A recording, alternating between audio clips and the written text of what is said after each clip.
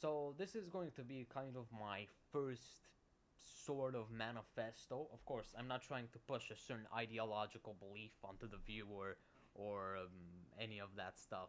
So please take this with a pinch of salt.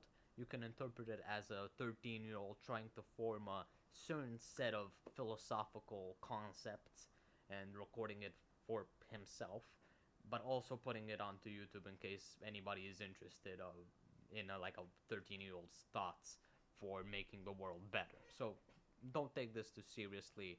This is just a prototype for future intellectual thought. So, the philosophy of human quality. Why am I recording a YouTube video, or why am I even trying to form an argument titled "The Philosophy of Human Quality"? Well, my main problem is discrimination, because, and I'm going to start very blatantly with this one. We need discrimination in a certain way. The human like animal needs a way to discriminate between the quality of humans. That's why racism, sexism, and transphobia exist. The problem with racism, sexism, and transphobia is that they are completely irrational ways of differentiating between humans. Because the thing that actually creates, spawns that discrimination is completely irrational, illogical, unintelligent, and uncontrollable by the victim. So that's why it's so hated and why it should be so hated. Because it's irrational, has created suffering for millennia, and should be stopped immediately. Because it's something that the person who is being discriminated cannot control. So, if we cannot discriminate based on that, because it's obviously nonsensical and completely disgusting, how can we actually discriminate between people, which I will state this repeatedly, is a common human need with also rational thought, actually doing it in a sensical manner, in a logical, rational, wise manner. We need to do it on something that, one, the person can control, and two, meets all of the criteria that we want to put on like basic human rights and whatever. We need to actually choose something that the person who is being discriminated can control and that we ourselves do not see as fixed. This is obviously human quality, basic human quality. Like, of course, the problem with this is that, all in all, every single person might be like the same when it comes to quality, whatever you want to measure that as. But there are a few exceptions. Of course, the Harvard genius, whatever, 6.0 GPA, whatever, is going to be a lot better, like in the when we're talking about legacy and prestige and respect and whatever, than the homeless crackhead, because that's the most pathetic thing I can think of at this very moment. So that's how we actually see the difference of human quality. Human quality, and this is where it gets hard. How do we really define human quality? I define it on like a basis of many different things. Like, of course, how many languages do you speak? Do you know how to play an instrument? Do you read? Do you meditate? Do you read whilst standing up, with which I'm not doing at the moment, but whatever? Do you have good posture? Do you dress accordingly? Do you go on runs? Whatever. That's what I see quality as. The problem is that not every single person sees quality in the same way. Like, for somebody, playing the piano might be a virtuous, amazing act, and for another person, it might be kind of a pathetic waste of time. So there's no way of actually measuring and or defining human quality, which is why this like manifesto doesn't really have a solid base. But if we as a society can agree that a Harvard graduate is better than a homeless crackhead, like on a universal level, like actually seeing this as true, is rational, then it means that if we investigate enough on what we as humans consider right, or what we should consider right, we can find a common consensus on what quality is, how we can measure it, how we can improve it, and how we can actually determine it in other people. Because we feel the need to discriminate, we need to discriminate on the most rational, logical, wise thing possible, which is quality, which we do not know what is. And that's basically the problem of discrimination. We do not know what to discriminate on. We have tried to discriminate on race, which is completely irrational and illogical, probably because we didn't have any better idea on what to do. Want to base discrimination on sexism, again disgusting, despicable. Transphobia, again disgusting, despicable, because it has no base. Discrimination has no base in pretty much every single philosophy that you choose.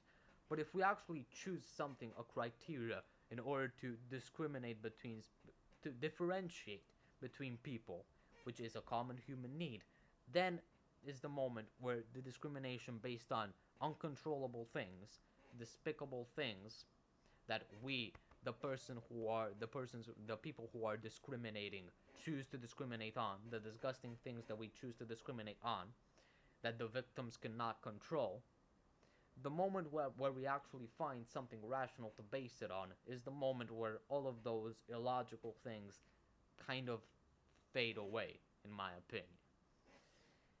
So we need to find what actual quality is. What's the problem with this? That it can divulge into something completely chaotic, into complete chaos and nonsense, if we see it as too important. So how do you actually discriminate? How can you, by like watching this video, whatever, discriminate, differentiate between people in a way that it stays true to your own philosophy while also not hurting them? Do not see the discrimination as something fixed. This is another problem that racism, sexism, transphobia, etc. I do not even know what other despicable, unfathomable things to like enumerate in these examples. One of the problems that all of these things have is that they probably cannot, they of course, not probably, they the victims cannot change the thing that they are being discriminated on. You cannot change your race. You shouldn't change your race. The people who don't want to change their sex pretty much can't change their sex. The people who want to change their sex because they actually know their sex, their true sex, can't not change their sex. That's their basic human, like, actual desire. That's their basic necessity, not desire, necessity. They can't change that. They can't change. Okay, I don't really know how to balance transphobia with sexism, like with the word, without making it too offensive. Let's see. You can't change your sex if you're a victim of sexism, of course, and you can't change your necessity to change sexes if you're a victim of transphobia. So you can't change these two things. Race you cannot change. All of those other things you cannot change. That's the problem with popular, disgusting, unfathomably bad discrimination. Quality should be able to be changed. Of course, a good system of quality should be okay. If you're homeless, you can probably, most likely, probably do something to get yourself out of that situation. If you don't speak English or French or German, you can invest your time into learning German or French or English. If you don't like these languages, You can also increase your quality as a human being by doing whatever you want. You can increase your quality by doing things that are specific to you, that you like doing, your own basic desires and necessities. Of course, this video is kind of like this manifesto is kind of treading the waters, treading the. I'm kind of going a bit far with this, but the main idea I'm trying to like actually cram in to the public consensus. I'm not trying to cram it into the public consensus, but like for the purposes of like the dramatic manifesto, whatever. The idea I'm trying to transmit is that we as human beings need to discriminate. Every single thing that we have used so far in order to discriminate is absolute bullshit. And I will swear, I will use my French practice for that one moment. It's bullshit. Okay? Because the victims cannot change what they are being discriminated for. And of course, the people who are discriminating are seeing it as a fixed thing because of course they can't change it. They're discriminating on something they can't change. In order to discriminate basic on like a which is a basic human necessity, we need to discriminate on something that the person can change, which is quality, which will always be quality. Their virtue, their philosophy, their habits, their influence in the world. If we actually discriminate in this manner, whilst also being merciful to the people we're discriminating against, filling our necessities while also kind of obligating them to improve, which in my opinion is not that bad of a thing. If you obligate somebody to improve, they're improving, so an improvement in my opinion is probably always good, but whatever. If we look at it that way, that we're not obligating them to improve, they can change that. They can obviously change their quality. And if we as a society can like actually form a common consensus on what quality is, like a set of things that we can change, whatever, like change skills, goals, everything, language learning, classical music learning, making soap, whatever you want to do in order to boost your quality, and we use that in order to actually help our primordial need to discriminate. That is the moment where discrimination based on like illogical factors like race, sexism, the desire that to change the biological sex, which people cannot control. That's the moment where these irrational things die, because we actually have a way to discriminate based on actual quality, on something the person being discriminated for can change. If there's a single thing that you understand from this video, is that we need to discriminate. We need to have biases, because that's basically how the human brain learns. That's how the human brain evolves.